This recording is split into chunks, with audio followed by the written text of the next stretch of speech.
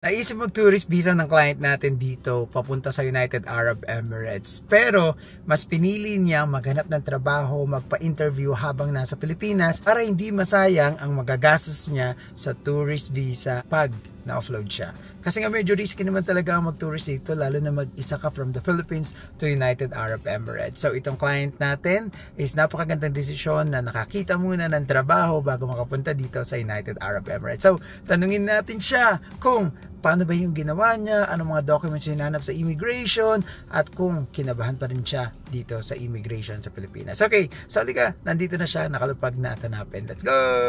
Finally, Mr. Vincent is in Dubai. Welcome sa UAE! So guys, finally, nandito na rin si Mr. Vincent sa UAE. So welcome po sa Dubai. Hello po, sir. So, kamusta naman po ang biyahe niyo? Medyo stressful po. Okay lang kasi nakarating ng very smooth pagdating dito.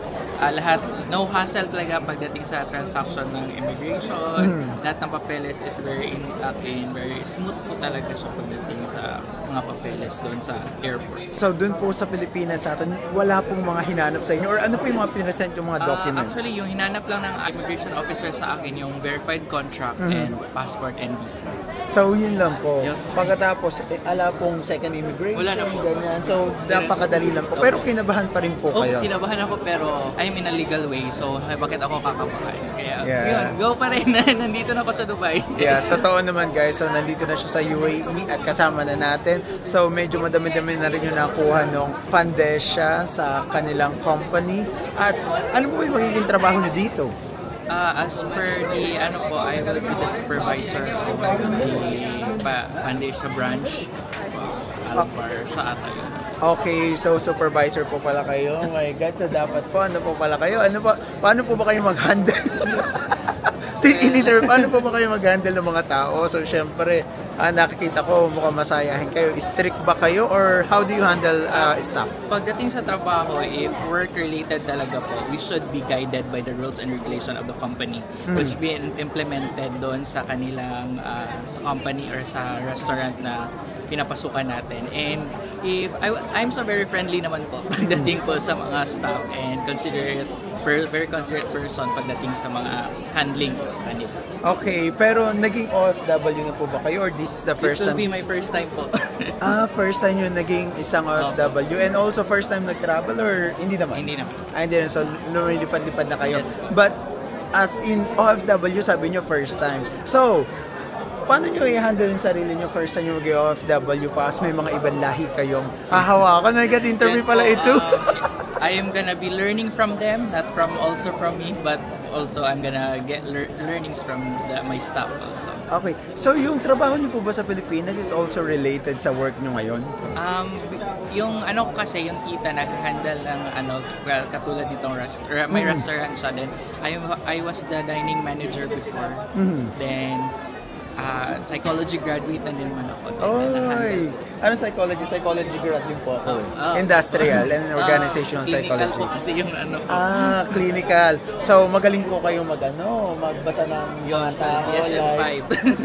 So, yung mga behavior nila kasi psychology is studying of human behavior. So, excited na po ba kayo magtrabaho? Yes po, ready.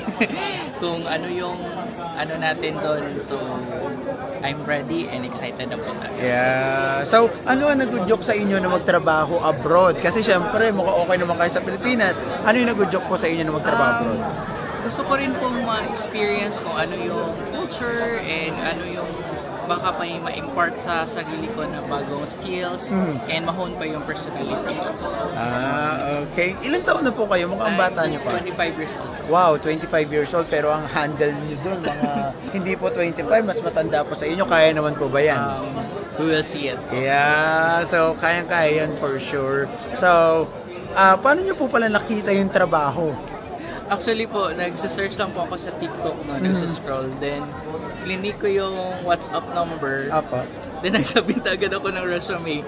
Wala nang hesitation na mag-submit. Then, itinag agad ako ni Miss Ann. Opo, si Ate Ann.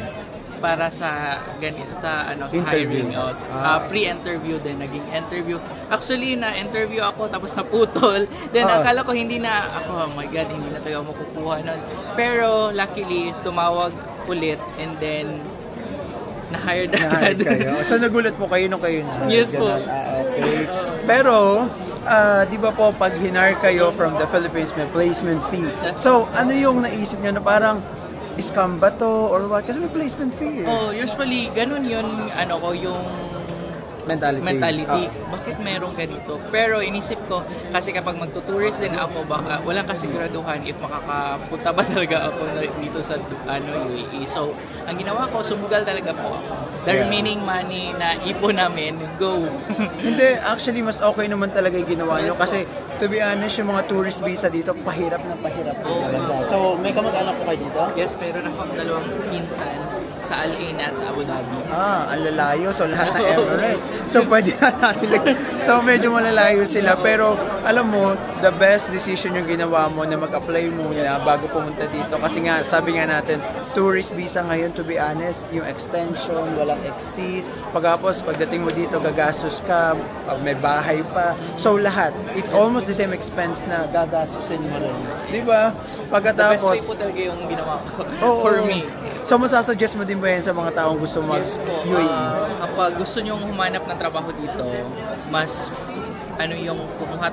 kung may kakilala na kayo dito sa nakukuha sa inyo ng galing dyan sa Pilipinas, then I recommend this company, yung Abaco, to process you in a legal way and very smooth transaction po talaga. Walang hassle, walang difficulty pagdating sa papeles at pagdating sa immigration. So, marirecommend nyo po ba yung company namin? 100%. Yeah, so thank you so much po. So, sana mas maging okay kayo sa trabaho nyo kasi walang madaling trabaho, yes, especially nag-i-start kayo, pagkatapos kailangan talaga flexible kayo. Yes. So, okay. So, thank you po sa tiwala and welcome to Dubai! Yeah, sige po, ingat pa kayo lagi. Bye-bye! Guys, so syempre gutom pala si Mr. Vincent. So, kakain kami muna dito with Miss Joanne. Finally guys, nakarating na rin dito si Mr. Vincent at talagang nakakatuwa kasi legal, smooth, saka may trabaho na siya papunta dito sa United Arab Emirates. Kasi nga naman, mahirap nga naman talaga mag-tourist visa pagkas magte-take risk ka yung pera mo, baka mamaya masayang lang, di ba? So, at least, magandang stepping stone to para sa kanya. So, kayo guys, kung tingin nyo may experience kayo, physically fit, at handa mag-take ng risk or gumastos papunta dito sa United Arab Emirates. Kasi guys, ulitin ko, walang libre, may placement fee po tayo papunta dito sa United Arab Emirates. At napakadaming willing magbayad talaga pangkapunta lang dito. But the thing is, hindi sila nakakapasa sa interview ng employer. So, totoong trabaho po ito. Kahit mangulit kayo na mangulit or magbigay kayo ng mas malaking bayad, kung hindi naman po kayo papasa sa interview, so baliwala po yan. So, better magpa-interview, pumasa sa interview, especially kung strong ang communication skills, strong ang background nyo sa experience na ina-applyan nyo. Why not try? Okay? Kung kayo naman guys, may mga employer na dito sa United Arab Emirates, processing lang ng legal documentation from the Philippine Consulate, verification of the contract, processing sa PUA sa Pinas for OWOW, ECP2, ano pang hinihintay nyo? Kontakin nyo kami at tutulungan namin kayo sa problema nyo. So see you here in United Arab Emirates. Bye!